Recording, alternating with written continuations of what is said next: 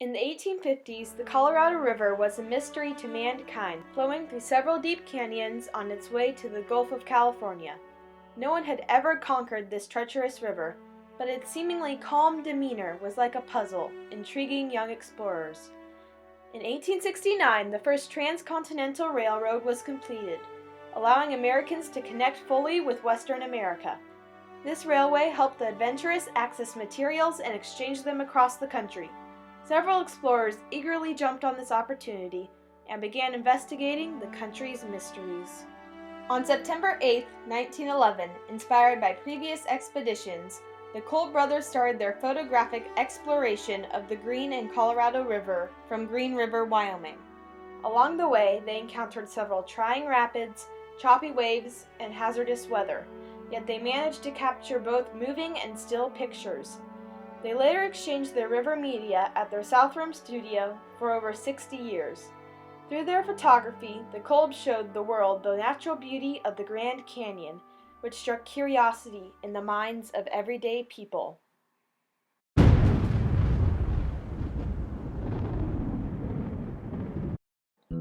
River running on the Colorado River in the 1800s was a dangerous feat, yet a strong few attempted it.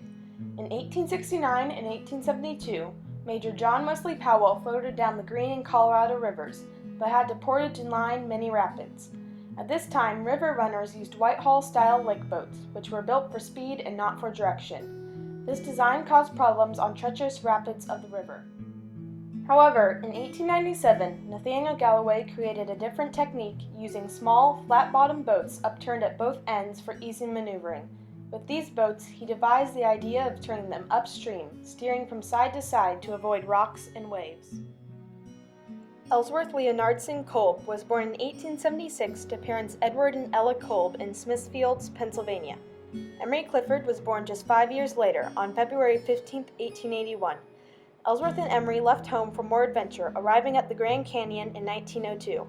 They bought a photography studio from a gentleman in Williams, paid $600 for the studio equipment and supplies, and a little bit of instruction on how to take pictures. And Emery said that was an exorbitant sum. He thought he would never be able to pay off that debt. In the beginning of their career, they photographed tourist mule trains exploring the Bright Angel Trail.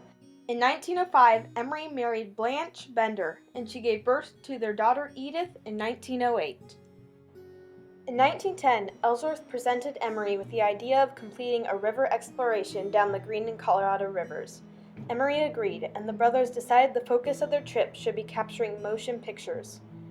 The Kolbs contacted Julius Stone, who accompanied Nathaniel Galloway on his 1904 expedition, for information.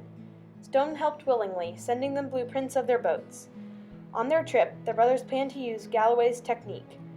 The Kolbs prepared for their expedition by sending Racine Boat Company in Wisconsin blueprints for 2 special rowboats based off Stone's designs. The brothers also began looking for a motion picture camera and contacted the Edison Manufacturing Company. Frederick I. Monson, an agent in New York City, responded on May 7, 1911. Since I last wrote you, I have looked into the matter of cameras and can find absolutely nothing for sale or rent. It is impossible now to buy a camera. Monson offered one of his cameras to the Kolbs, selling them a Paith motion picture camera for $250. Ellsworth later traveled to New York City to purchase the camera and other supplies for their trip, such as waterproof containers and fishing essentials. On September 8, 1911, the Kolb brothers launched their 2 custom-made boats, Edith and Defiance, from Green River, Wyoming, after recently meeting their help on the trip, James, better known as Jim Fagan. There were no rapids for the first 60 miles, just swift water. Ordinarily, one thinks of a swift river dragging you downstream only. In the second or third scene, in the upper left-hand corner, you may notice my boat drawn this way across the river. These currents drag you sideways, upstream, in every other direction. Millions of whirlpools and boils. Thousands of these exposed rocks, thousands just under the surface, which are worse. They soon entered Lodore Canyon on September 22nd, where they ran 14 rapids until coming to Disaster Falls. They ran the upper portion, then made camp, deciding to line the bottom section. Lining is a process in which the Kolbs would empty their boats of all luggage and carry it down the riverbank to the end of the rapid. After the boats were emptied, they attached a rope to Edith and Defiance, pulling them through the rapids from onshore. On September 28th, Emery writes of Jim's sudden sadness. Jim's songs for the past week have ceased, and at this camp he cries and talks of home and mother. The brothers decided to let him leave the expedition when they reached Jensen. Emery and Ellsworth reached Green River, Utah on October 15th. On October 20th, 1911, the Coco Nino Sun updated its readers on the Kolb's voyage, speaking of the danger. It is 10 chances to 1 that this card may be the last ever heard from the intrepid adventurers. The brothers continued onward until they encountered the merging of the Green and Colorado rivers. On October 25th, they entered Cataract Canyon, the beginning of the Colorado.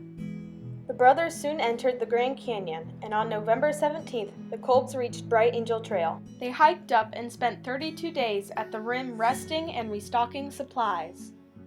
Emery and Ellsworth began the search for another third man.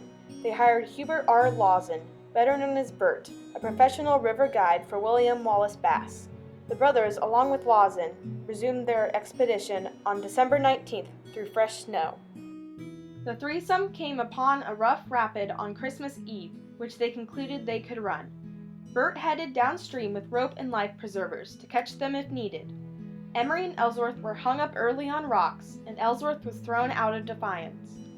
Emery tried without success to save his brother, and instead he caught on a rock and smashed a hole in his boat.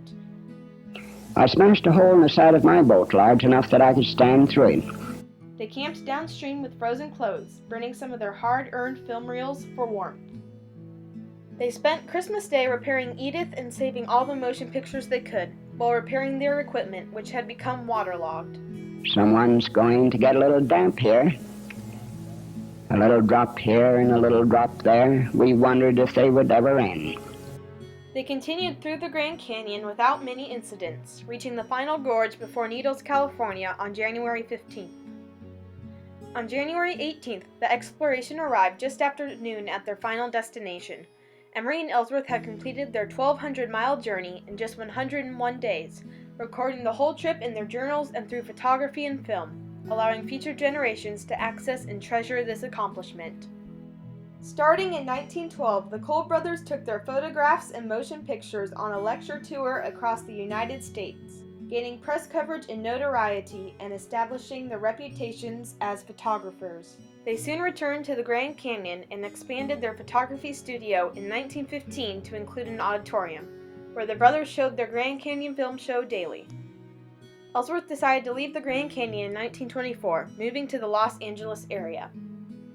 Emery stayed at the canyon, sharing their motion picture show daily for 61 years, making it the longest-running motion picture film ever. Emery died in 1976 at the age of 95.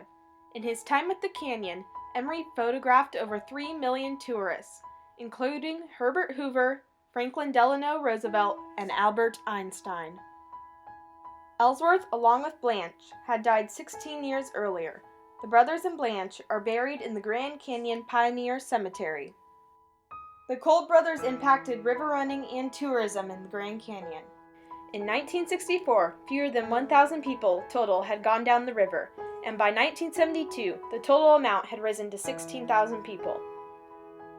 Today, more than 20,000 people travel down the Colorado River each year, and 5 million visitors from around the world experience the Grand Canyon. The Kolb Studio, now a National Historic Landmark, still sits above the Bright Angel Trail, capturing the minds of the curious and exchanging the Kolb brothers' grand life. Emery and Ellsworth Kolb extensively explored the Grand Canyon, encountering and capturing many unknown sights. The brothers exchanged these photos, motion pictures, ideas, and experiences with others at their South Rim studio, allowing the Grand Canyon to become more accessible to everyday people. The Kolbs helped to increase tourism of the Colorado River through their 1911 river expedition, boosting the popularity of such feats. Ellsworth and Emery depicted the natural grace of the Grand Canyon, preserving it for generations to come. If you enjoyed the pictures, we will appreciate it if you pass it on. And I wish to thank you for your attention.